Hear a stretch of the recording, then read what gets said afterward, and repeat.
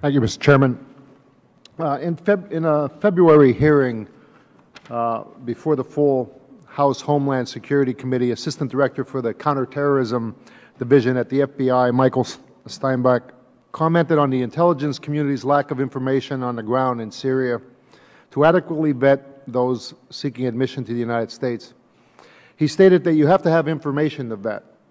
So the concern in Syria is that we don't have systems in place on the ground to collect the information to vet. Mr. Jones and Mr. Fuentes, based on your experience, how would you assess the intelligence community's ability to obtain the information necessarily to properly screen Syrian refugee applicants for admission?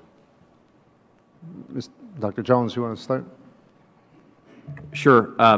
I'm not in government anymore, so I don't have full access to what the U.S. has in place.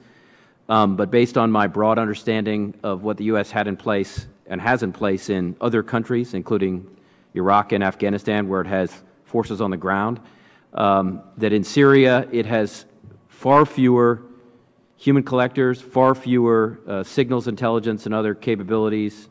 And so in that sense, it has much fewer it has a much weaker ability to collect information that would be useful for the vetting process. Mr. Fuentes.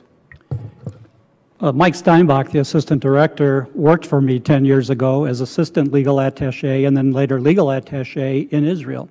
He is a complete expert in what it takes to gather information from a reliable partner, share intelligence, have cooperation for the mutual security of both sides, the U.S. and for the country he's working in. And so he knows exactly what the limitations are with Syria when you have no partner. There's no FBI office on the ground in Syria.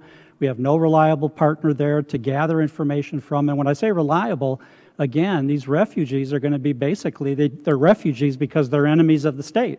So we can't rely on that state to give us good information. And therefore, there's really no source of adequate information to put in any database.